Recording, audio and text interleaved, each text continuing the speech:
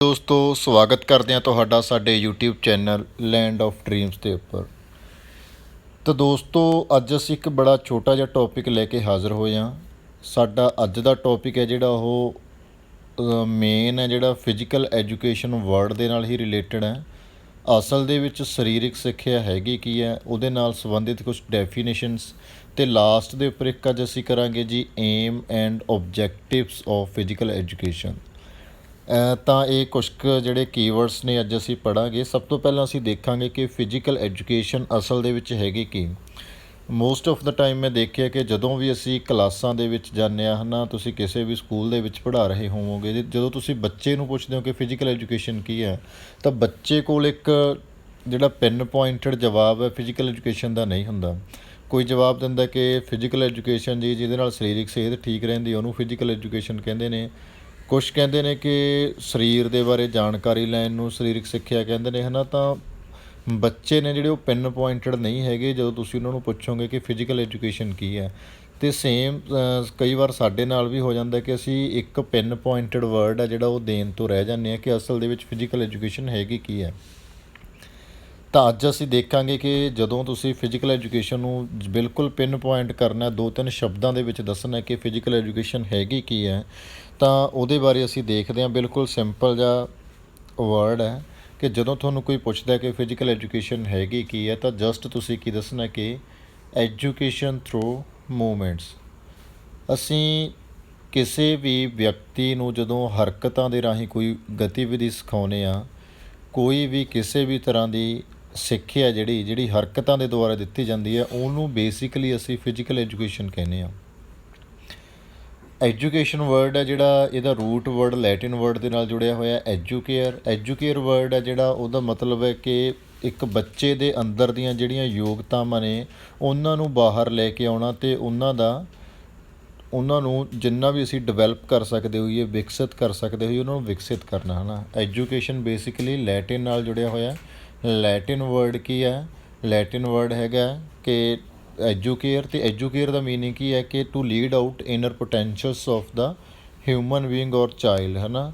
ਅਤੇ ਉਹਨੂੰ maximum capability ਤੱਕ ਕੀ ਕਰਨਾ ਸੀ, ਡਿਵੈਲਪ ਕਰਨਾ, ਜਿੱਥੋਂ ਤੱਕ ਕਰ ਸਕਦੇ ਹੋਈਏ। ਫਿਜ਼ੀਕਲ ਵਰਡ ਹੈ ਜਿਹੜਾ, ਇਹ ਬਾਡੀ ਦੇ ਨਾਲ ਰਿਲੇਟਡ ਹੈ। ਐਨੀਮਲਸ ਵੀ ਹੋ ਸਕਦੇ ਨੇ ਅਤੇ ਐਜ਼ ਵੈਲ ਐਜ਼ ਹਿਊਮਨ ਵੀ ਹੋ ਸਕਦੇ ਨੇ। ਤਾਂ ਬੇਸਿਕਲੀ ਅਸੀਂ ਡੀਲ ਕਰ ਰਹੇ ਹਾਂ ਹਿਊਮਨ ਬੋਡੀ ਦੇ ਨਾਲ। ਤਾਂ ਬੇਸਿਕਲੀ ਅਸੀਂ ਇੱਥੇ ਜਿਹੜਾ ਫਿਜ਼ੀਕਲ ਐਜੂਕੇਸ਼ਨ ਦਾ ਇੱਕ ਸਿੰਪਲ ਜਿਹਾ ਮੀਨਿੰਗ ਦੇਵਾਂਗੇ। ਤਾਂ ਐਜੂਕੇਸ਼ਨ ਦੇ ਰਹੇ ਹਾਂ ਅਸੀਂ, ਹੈ ਨਾ। ਐਜੂਕੇਸ਼ਨ ਕਾਹਦੇ ਰਾਹੀਂ ਦੇ ਰਹੇ ਹਾਂ? ਮੂਵਮੈਂਟਸ ਦੇ ਥਰੂ ਦੇ ਰਹੇ ਹਾਂ ਫਿਜ਼ੀਕਲ ਐਜੂਕੇਸ਼ਨ ਦੇ ਵਿੱਚ। ਸਿੰਪਲੀ ਕਿ ਹਰਕਤਾਂ ਦੇ ਦੁਆਰਾ ਜਦੋਂ ਅਸੀਂ ਸਿੱਖਦੇ ਹਾਂ, ਸਰੀਰਕ ਕਿਰਿਆਵਾਂ ਦੇ ਦੁਆਰਾ ਜਦੋਂ ਅਸੀਂ ਸਿੱਖਦੇ ਹਾਂ, ਉਹਨੂੰ ਅਸੀਂ ਕੀ ਕਹਿੰਦੇ ਹਾਂ? ਸਰੀਰਕ ਸਿੱਖਿਆ। ਤਾਂ ਅੱਗੇ ਕੁਛ ਕੁ ਡੈਫੀਨੇਸ਼ਨਸ ਨੇ, ਇਹਦੀਆਂ ਅਸੀਂ ਡੈਫੀਨੇਸ਼ਨਸ ਦੇਖ ਲਈਏ। ਤਾਂ ਡੈਫੀਨੇਸ਼ਨ ਬੜੀ ਪਿਆਰੀ ਹੈਗੀ ਹੈ ਪਹਿਲੀ, ਇਹ ਡੈਲਬਰਟ ਓਵਰਟਿਊਫਰ ਦੀ ਡੈਫੀਨੇਸ਼ਨ ਹੈ ਜੀ। ਤਾਂ ਇੱਕ ਚੀਜ਼ ਹੋਰ ਇੱਥੇ ਮੈਂ ਕਲੀਅਰ ਕਰਦਾ ਕਿ ਮੀਨਿੰਗ ਅਤੇ ਡੈਫੀਨੇਸ਼ਨ ਨੇ ਜਿਹੜੇ ਦੋਨੋਂ ਡਿਫਰੈਂਟ ਚੀਜ਼ਾਂ ਹੁੰਦੀਆਂ ਨੇ, ਹੈ ਨਾ। ਅਤੇ ਮੀਨਿੰਗ ਦਾ ਮਤਲਬ ਅਲੱਗ ਹੈ ਅਤੇ ਡੈਫੀਨੇਸ਼ਨ ਦਾ ਮਤਲਬ ਅਲੱਗ ਹੈ। ਤਾਂ ਹੁਣ ਡੈਫੀਨੇਸ਼ਨ ਹੈ ਜਿਹੜੀ, ਕਿਤੇ ਨਾ ਕਿਤੇ ਉਹ ਕਿਸੇ ਨਾ ਕਿਸੇ ਵਿਅਕਤੀ ਦੇ ਦੁਆਰਾ ਕਿਹਾ ਗਿਆ ਸ਼ਬਦ ਹੁੰਦਾ, ਕਿਸੇ ਵਿਅਕਤੀ ਦੁਆਰਾ ਦਿੱਤੀ ਗਈ ਕੋਈ ਸਟੇਟਮੈਂਟ ਹੁੰਦੀ ਹੈ। ਉਸ ਸਟੇਟਮੈਂਟ ਨੂੰ ਅਸੀਂ ਹਮੇਸ਼ਾ ਇਨਵਾਈਟਡ ਕੌਮਿਆਂ ਦੇ ਵਿੱਚ ਲਿਖਦੇ ਹਾਂ, ਅਤੇ ਇਹ ਹੈ ਜਿਹੜੀ, ਇਹ ਹਮੇਸ਼ਾ ਇੱਕ ਸਿੰਗਲ ਸੈਂਟੈਂਸ ਹੁੰਦੀ ਹੈ ਜਿਹੜੀ ਡੈਫੀਨੇਸ਼ਨ ਹੁੰਦੀ ਹੈ ਮੋਸਟ ਆਫ ਦਾ ਟਾਈਮ। ਤਾਂ ਇੱਕ ਲਾਈਨ ਦੇ ਵਿੱਚ ਜਿਹੜਾ ਅਸੀਂ ਪੂਰੇ ਦਾ ਪੂਰਾ ਇਹ ਲਾ ਲਓ ਕਿ ਯਾਨੀ ਕਿ ਕੁੱਜੇ ਦੇ ਵਿੱਚ ਸਮੁੰਦਰ ਬੰਦ ਕਰਨ ਨੂੰ ਕਹਿੰਦੇ ਹਾਂ ਅਸੀਂ ਡੈਫੀਨੇਸ਼ਨ।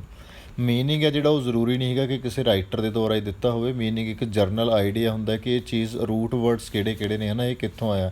ਜਿਵੇਂ ਅਸੀਂ ਨੇ ਗੱਲ ਕੀਤੀ ਹੈ ਕਿ ਐਜੂਕੇਸ਼ਨ ਵਰਡ ਹੈ ਜਿਹੜਾ ਉਹ ਐਜੂਕੇਅਰ ਤੋਂ ਆਇਆ, ਤਾਂ ਇਹ ਮੀਨਿੰਗ 'ਚ ਲਿਖਾਂਗੇ ਅਸੀਂ ਕਿ ਐਜੂਕੇਸ਼ਨ ਵਰਡ ਡਿਰਾਈਵ ਕਿੱਥੋਂ ਕੀਤਾ ਗਿਆ? ਐਜੂਕੇਅਰ ਕਿਹੜੀ ਲੈਂਗੁਏਜ ਦਾ ਵਰਡ ਹੈਗਾ? ਇਹ ਹੈਗਾ ਲੈਟਿਨ ਦਾ। ਇਸੇ ਤਰੀਕੇ ਨਾਲ ਅਸੀਂ ਜਦੋਂ ਡੈਫੀਨੇਸ਼ਨ ਦੇਵਾਂਗੇ, ਅਤੇ ਡੈਫੀਨੇਸ਼ਨ ਅਸੀਂ ਪੂਰੇ ਸਬਜੈਕਟ ਦੇ ਬਾਰੇ ਦੇਵਾਂਗੇ, ਅਤੇ ਅਸੀਂ ਦੇਖਾਂਗੇ ਕਿ ਕਿਸੇ ਵਿਅਕਤੀ ਦੇ ਬਾਰੇ ਵਿਚਾਰ ਕੀ ਹੈਗੇ ਨੇ। ਤਾਂ ਡੈਲਬਰਟ ਓਵਰਟਿਊਫਰ ਨੂੰ ਦੇਖ ਲਈਏ ਕੀ ਕਹਿੰਦੇ ਨੇ। ਸਿੰਪਲੀ ਕਹਿੰਦੇ ਨੇ ਕਿ physical education is the sum of those experiences which come to the individual through movements. ਦੇਖੋ, ਜਿਹੜੀ ਹੁਣੀ ਗੱਲ ਕਰਕੇ ਹਟੇ ਅਸੀਂ ਕਿ ਸਰੀਰਕ ਸਿੱਖਿਆ ਉਹਨਾਂ ਤਜਰਬਿਆਂ ਦਾ ਜੋੜ ਹੈ, ਉਹਨਾਂ ਅਨੁਭਵਾਂ ਦਾ ਜੋੜ ਹੈ ਜਿਨ੍ਹਾਂ ਦੀ ਪ੍ਰਾਪਤੀ ਮਨੁੱਖ ਗਤੀਆਂ ਦੇ ਰਾਹੀਂ ਕਰਦਾ ਹੈ। ਤਾਂ ਅਸੀਂ ਪਿੱਛੇ ਗੱਲ ਕੀ ਕੀਤੀ ਹੈ ਕਿ ਲਰਨਿੰਗ ਜਾਂ ਐਜੂਕੇਸ਼ਨ ਕਾਹਦੇ ਰਾਹੀਂ ਕਰਦੇ ਹਾਂ, ਅਸੀਂ ਗਤੀਆਂ ਦੇ ਰਾਹੀਂ ਕਰਦੇ ਹਾਂ, ਉਹਨੂੰ ਫਿਜ਼ੀਕਲ ਐਜੂਕੇਸ਼ਨ ਕਹਿੰਦੇ ਹਾਂ। ਅਤੇ ਸੇਮ ਡੈਲਬਰਟੋ ਵਟਿਊਫਰ ਵੀ ਕੀ ਕਹਿ ਰਹੇ ਨੇ, ਤਾਂ ਇਹ ਵੀ ਕੀ ਕਹਿ ਰਹੇ ਨੇ ਕਿ ਉਹ ਤਜਰਬੇ ਜਾਂ ਉਹ ਅਨੁਭਵ ਜਿਹੜੇ ਅਸੀਂ ਹਰਕਤਾਂ ਦੇ ਰਾਹੀਂ, ਗਤੀਆਂ ਦੇ ਰਾਹੀਂ ਪ੍ਰਾਪਤ ਕਰਦੇ ਹਾਂ, ਉਹਨੂੰ ਅਸੀਂ ਕੀ ਕਹਿੰਦੇ ਹਾਂ, ਸਰੀਰਕ ਸਿੱਖਿਆ ਕਹਿੰਦੇ ਹਾਂ। ਅੱਗੇ ਅਸੀਂ ਦੇਖੀਏ ਜੀ ਜੇ ਨੈਸ਼ ਦੇ ਅਨੁਸਾਰ, ਜੇ ਨੈਸ਼ ਕੀ ਕਹਿੰਦੇ ਨੇ ਕਿ physical education is that phase of the whole field of education, ਕਿ ਸਰੀਰਕ ਸਿੱਖਿਆ ਜਿਹੜੀ ਸਿੱਖਿਆ ਦੇ ਸੰਪੂਰਨ ਖੇਤਰ ਦਾ ਉਹ ਭਾਗ ਹੈ that deals with big muscle activities, ਜਿਹਦਾ ਸੰਬੰਧ ਸਾਡੇ ਵੱਡੇ ਪੱਠਿਆਂ ਦੀਆਂ ਕਿਰਿਆਵਾਂ ਐਂਡ ਦੇਅਰ ਰਿਲੇਟਡ ਰਿਸਪੌਂਸਿਸ, ਅਤੇ ਉਹਨਾਂ ਦੇ ਨਾਲ ਸੰਬੰਧਿਤ ਜਵਾਬਾਂ ਦੇ ਨਾਲ ਹੈ। ਤਾਂ ਜੇ ਨੈਸ਼ ਕੀ ਕਹਿੰਦੇ ਨੇ ਕਿ ਸਰੀਰਕ ਸਿੱਖਿਆ ਪੂਰੇ ਜਿੰਨੀ ਵੀ ਐਜੂਕੇਸ਼ਨ ਹੈਗੀ ਆ ਉਹਦਾ ਉਹ ਭਾਗ ਹੈ ਜਿਹਦਾ ਸੰਬੰਧ ਸਾਡੇ ਵੱਡੇ ਮਸਲਾਂ ਦੇ ਨਾਲ ਹੈ, ਵੱਡੇ ਪੱਠਿਆਂ ਦੇ ਜਾਂ ਕਿਰਿਆਵਾਂ ਦੇ ਨਾਲ ਹੈ, ਅਤੇ ਉਹ ਕਿਰਿਆਵਾਂ ਦੇ ਜਵਾਬਾਂ ਦੇ ਨਾਲ ਹੈ। ਇਹ ਕੌਣ ਕਹਿੰਦੇ ਨੇ? ਜੇ ਨੈਸ਼ ਕਹਿੰਦੇ ਨੇ। ਅੱਗੇ ਅਸੀਂ ਗੱਲ ਕਰ ਲਈਏ ਜੀ ਚਾਰਲਸ ਏ ਬੁਚਰ ਕੀ ਕਹਿੰਦੇ ਨੇ, ਤਾਂ ਇਹ ਕਹਿੰਦੇ ਨੇ ਕਿ physical education an integral part of the total education process. ਤਾਂ ਇਹ ਕੀ ਕਹਿੰਦੇ ਨੇ ਜੀ? ਇਹ ਕਹਿੰਦੇ ਨੇ ਕਿ ਜਿਹੜੀ ਸਰੀਰਕ ਸਿੱਖਿਆ ਹੈਗੀ ਇਹ ਸਮੁੱਚੀ ਸਿੱਖਿਆ ਦੀ ਕਿਰਿਆ ਦਾ ਇੱਕ ਅਨਿੱਖੜਵਾਂ ਅੰਗ ਹੈ।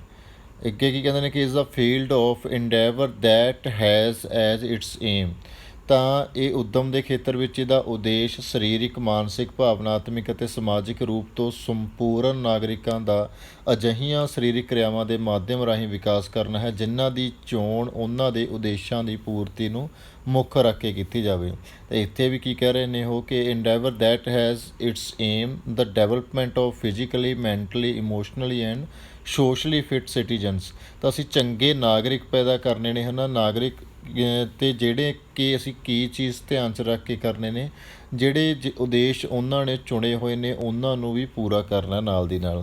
ਅਤੇ ਕਿਹਦੇ ਨਾਲ ਕਰਨਾ? ਸਰੀਰਕ ਕਿਰਿਆਵਾਂ ਦੇ ਰਾਹੀਂ ਕਰਨਾ, ਜਿੰਨੀਆਂ ਵੀ ਸਰੀਰਕ ਕਿਰਿਆਵਾਂ ਹੋਣਗੀਆਂ। ਤਾਂ ਬੇਸਿਕਲੀ ਮੇਨ ਮੋਟਿਵ ਕੀ ਹੈ ਜਦੋਂ ਵੀ ਕੋਈ ਫਿਜ਼ੀਕਲ ਐਜੂਕੇਸ਼ਨ ਨੂੰ ਡਿਸਕਰਾਈਬ ਕਰ ਰਿਹਾ ਹੈ ਤਾਂ ਤੁਸੀਂ ਫਿਜ਼ੀਕਲ ਐਕਟੀਵਿਟੀਜ਼ ਦੇ ਰਾਹੀਂ ਸਿੱਖਦੇ ਹੋ। ਲਾਸਟ ਦੇਖ ਲਈਏ ਜੀ, ਲਾਸਟ ਕੀ ਕਹਿੰਦਾ? ਆਰਕੈਸਟੀ ਕੀ ਕਹਿੰਦੇ ਨੇ? ਇਹ ਕਹਿੰਦੇ ਨੇ ਕਿ ਸਰੀਰਕ ਸਿੱਖਿਆ ਵਿਅਕਤੀ ਵਿੱਚ ਉਹਨਾਂ ਤਬਦੀਲੀਆਂ ਦਾ ਇਕੱਠ ਹੁੰਦੀ ਹੈ ਜਿਹੜੀਆਂ ਅਜਿਹੇ ਅਨੁਭਵਾਂ ਦੁਆਰਾ ਪੈਦਾ ਹੁੰਦੀਆਂ ਹਨ ਜਿਨ੍ਹਾਂ ਵਿੱਚ ਗਤੀਆਤਮਿਕ ਕਿਰਿਆਵਾਂ ਸ਼ਾਮਲ ਹੁੰਦੀਆਂ ਹਨ।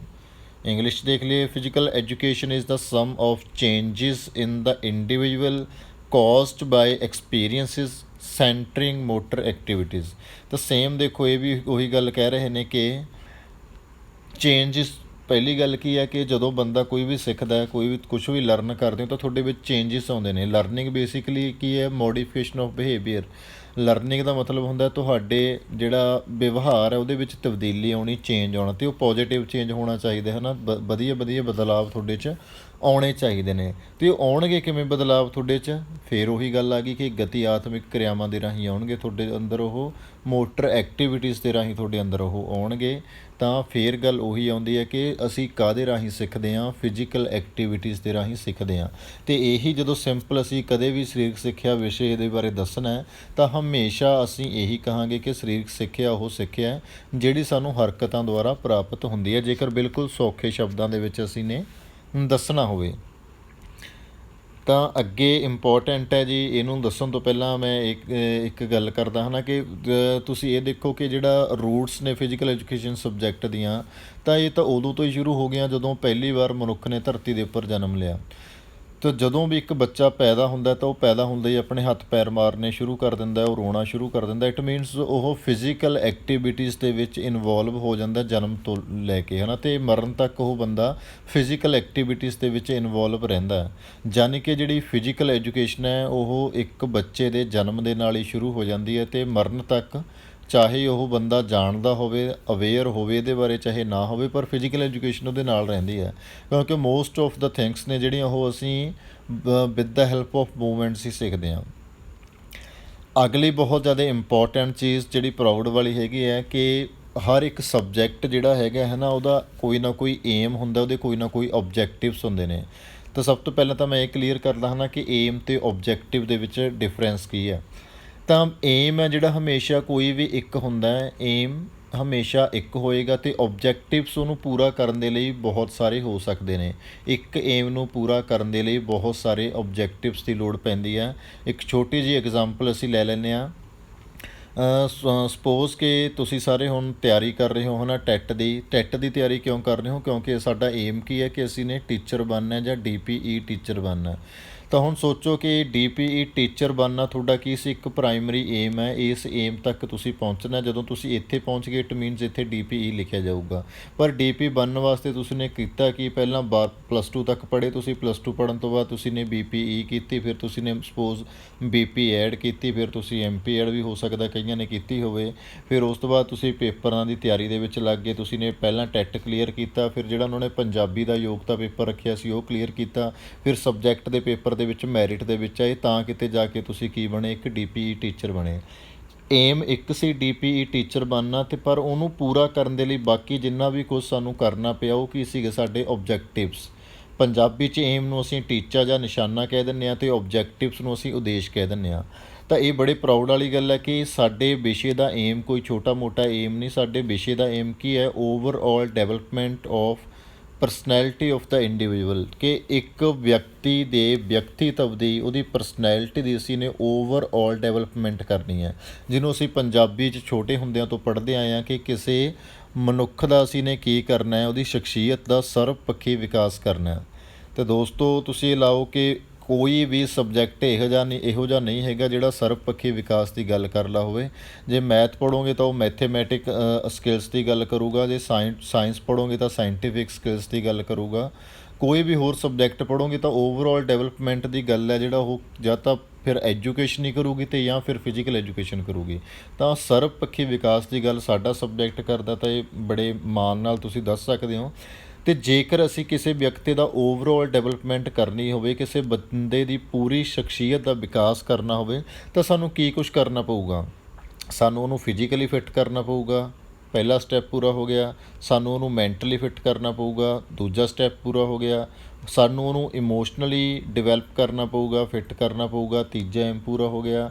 ਸਾਨੂੰ ਉਹਦੇ 'ਚ ਮੋਟਰ ਡਿਵੈਲਪਮੈਂਟ ਲੈ ਕੇ ਆਉਣੀ ਪਏਗੀ, ਸਾਨੂੰ ਉਹਦੇ 'ਚ ਇੰਟਲੈਕਚੁਅਲ ਡਿਵੈਲਪਮੈਂਟ ਲੈ ਕੇ ਆਉਣੀ ਪਏਗੀ। ਹੋਰ ਬਹੁਤ ਸਾਰੇ ਔਨ ਚੀਜ਼ਾਂ ਨੇ ਜਿਹੜੀਆਂ ਤੁਸੀਂ ਓਬਜੈਕਟਿਵਸ ਦੇ ਵਿੱਚ ਐਡ ਕਰ ਸਕਦੇ ਹੋ, ਕਿਉਂਕਿ ਓਬਜੈਕਟਿਵਸ ਤੁਸੀਂ ਕਿੰਨੇ ਵੀ ਬਣਾ ਸਕਦੇ ਹੋ ਇੱਕ ਏਮ ਦੇ ਲਈ। ਸਾਡਾ ਏਮ ਕੀ ਹੈ? ਇੱਕ ਇਹੋ ਜਿਹਾ ਵਿਅਕਤੀ ਤਿਆਰ ਕਰਨਾ ਜਿਹੜਾ ਹਰ ਇੱਕ ਆਸਪੈਕਟ ਤੋਂ ਬੈਟਰ ਹੋਵੇ। ਉਹਦਾ ਕੋਈ ਵੀ ਆਸਪੈਕਟ ਹੈ ਜਿਹੜਾ ਮਾੜਾ ਨਾ ਹੋਵੇ, ਚਾਹੇ ਉਹ ਸਰੀਰਕ ਹੈ, ਚਾਹੇ ਮਾਨਸਿਕ ਹੈ, ਚਾਹੇ ਇਮੋਸ਼ਨਲ ਹੈ, ਚਾਹੇ ਸਮਾਜਿਕ ਹੈ, ਚਾਹੇ ਇੰਟਲੈਕਚੁਅਲ ਹੈ, ਅਤੇ ਚਾਹੇ ਕਿਸੇ ਤਰ੍ਹਾਂ ਦੀ ਕੋਈ ਮੋਟਰ ਡਿਵੈਲਪਮੈਂਟ ਹੈ। ਤਾਂ ਇਸ ਤਰ੍ਹਾਂ ਜਿਹੜੇ ਵਿਅਕਤੀ ਦੇ ਵਿੱਚ ਇਹ ਸਾਰੇ ਗੁਣ ਹੋਣਗੇ, ਉਹਨੂੰ ਅਸੀਂ ਕਹਿ ਸਕਦੇ ਹਾਂ ਕਿ ਉਹਨੇ ਆਪਣੇ ਏਮ ਨੂੰ ਅਚੀਵ ਕਰ ਲਿਆ। ਤਾਂ ਇਹ ਨਹੀਂ ਭੁੱਲਣਾ, ਏਮ ਹਮੇਸ਼ਾ ਇੱਕ ਹੋਏਗਾ, ਉਹਨੂੰ ਪੂਰਾ ਕਰਨ ਦੇ ਲਈ ਓਬਜੈਕਟਿਵਸ ਬਹੁਤ ਸਾਰੇ ਹੋ ਸਕਦੇ ਨੇ। ਤਾਂ ਇਹ ਸੀ ਏਮ ਅਤੇ ਓਬਜੈਕਟਿਵ। ਇਸ ਤੋਂ ਬਿਨਾਂ ਇੰਪੋਰਟੈਂਸ ਤੁਸੀਂ ਸਾਰੇ ਦੱਸ ਹੀ ਸਕਦੇ ਹੋ। ਇਹ ਸਾਰੀਆਂ ਇੰਪੋਰਟੈਂਸਿਸ ਨੇ ਉਹਦੀਆਂ ਕਿ ਫਿਜ਼ੀਕਲ ਡਿਵੈਲਪਮੈਂਟ, ਸਰੀਰਕ ਵਿਕਾਸ ਹੁੰਦਾ, ਮਾਨਸਿਕ ਵਿਕਾਸ ਹੁੰਦਾ, ਮੋਟਰ ਡਿਵੈਲਪਮੈਂਟ ਹੁੰਦੀ ਹੈ, ਇਮੋਸ਼ਨਲ ਡਿਵੈਲਪਮੈਂਟ ਹੁੰਦੀ ਹੈ, ਕੋਆਰਡੀਨੇਸ਼ਨ ਵੱਧਦਾ। ਕੁਛ ਵੀ ਤੁਸੀਂ ਆਪਣੇ ਕੋਲੋਂ ਐਡ ਔਨ ਕਰ ਸਕਦੇ ਹੋ ਜਦੋਂ ਤੁਸੀਂ ਨੇ ਇੰਪੋਰਟੈਂਸ ਦੱਸਣੀ ਹੈ ਫਿਜ਼ੀਕਲ ਐਜੂਕੇਸ਼ਨ ਦੀ। ਤਾਂ ਇਹ ਸੀ ਸਾਡਾ ਅੱਜ ਦਾ ਛੋਟਾ ਜਿਹਾ ਲੈਕਚਰ। ਉਮੀਦ ਹੈ ਕਿ ਤੁਹਾਨੂੰ ਥੋੜ੍ਹੀ ਕਲੈਰਿਟੀ ਹੋਈ ਹੋਊਗੀ ਜਦੋਂ ਤੁਸੀਂ ਨੇ ਆਪਣੇ ਵਿਸ਼ੇ ਨੂੰ ਐਕਸਪਲੇਨ ਕਰਨਾ, ਕਿਉਂਕਿ ਇਹ ਮੈਂ ਬਹੁਤ ਜਗ੍ਹਾ ਦੇਖਿਆ ਕਿ ਜਦੋਂ ਸਿੰਪਲ ਪੁੱਛਿਆ ਜਾਂਦਾ ਕਿ ਸਰੀਰਕ ਸਿੱਖਿਆ ਕੀ ਹੈ, ਤਾਂ ਉੱਥੇ ਅਸੀਂ ਉਲਝ ਜਾਂਦੇ ਹਾਂ। ਕੋਈ ਇਹ ਕਹਿੰਦਾ ਕਿ ਸਰੀਰ ਬਾਰੇ ਜਾਣਕਾਰੀ ਜੀ, ਕੋਈ ਸੱਟਾਂ ਬਾਰੇ ਜਾਣਕਾਰੀ ਜੀ, ਕੋਈ ਖੇਡਾਂ ਬਾਰੇ ਜਾਣਕਾਰੀ, ਖੇਡਾਂ ਖੇਡਣ ਨੂੰ ਕਹਿੰਦੇ ਨੇ। ਤਾਂ ਉੱਥੇ ਅਸੀਂ ਪਿੰਨ ਪੁਆਇੰਟ ਰਹਿ ਕੇ ਬਿਲਕੁਲ ਟੂ ਦਾ ਪੁਆਇੰਟ ਗੱਲ ਕਰਨੀ ਹੈ ਕਿ ਇੱਕ ਇਹੋ ਜਿਹੀ ਸਿੱਖਿਆ ਜਿਹੜੀ ਦੇ ਵਿੱਚ ਸਿੱਖਿਆ ਹਰਕਤਾਂ ਦੇ ਦੁਆਰਾ ਦਿੱਤੀ ਜਾਂਦੀ ਹੈ। ਇਹੋ ਜਿਹੇ ਐਕਸਪੀਰੀਅੰਸ ਜਿਹੜੇ ਸਾਡੇ ਕੋਲ ਮੂਵਮੈਂਟਸ ਦੇ ਜ਼ਰੀਏ ਆਉਂਦੇ ਨੇ, ਉਹਨਾਂ ਨੂੰ ਅਸੀਂ ਕੀ ਕਹਿੰਦੇ ਹਾਂ? ਉਹਨਾਂ ਨੂੰ ਅਸੀਂ ਕਹਿੰਦੇ ਹਾਂ ਜੀ ਫਿਜ਼ੀਕਲ ਐਜੂਕੇਸ਼ਨ, ਸਰੀਰਕ ਸਿੱਖਿਆ ਕਹਿੰਦੇ ਹਾਂ। ਤਾਂ ਇਹ ਸੀ ਸਾਡਾ ਅੱਜ ਦਾ ਲੈਕਚਰ ਜੀ। ਕਿਵੇਂ ਲੱਗਿਆ ਤਾਂ ਸਾਨੂੰ ਕਮੈਂਟ ਕਰਕੇ ਜ਼ਰੂਰ ਦੱਸਣਾ। ਤਾਂ ਜਲਦੀ ਜਿਹੜਾ ਤੁਹਾਡਾ ਸਿਲੇਬਸ ਅਸੀਂ ਨੇ ਪਾਇਆ ਸੀ ਉਹਦੇ ਨਾਲ ਰਿਲੇਟਡ ਕੁਛ ਵੀਡੀਓ ਸੀ ਤੁਹਾਨੂੰ ਦਿੰਦੇ ਰਵਾਂਗੇ। ਤਾਂ ਹੌਲੀ ਹੌਲੀ ਤਿਆਰੀ ਹੈ ਜਿਹੜੀ ਹੁਣੇ ਤੋਂ ਸ਼ੁਰੂ ਹੋ ਜਾਵੇ, ਪੇਪਰ ਆਉਣ ਤੱਕ ਤੁਹਾਡਾ ਜਿਹੜਾ ਤਿਆਰੀ ਹੈ ਵਧੀਆ ਹੋ ਜਾਵੇ। ਤਾਂ ਧੰਨਵਾਦ ਜੀ।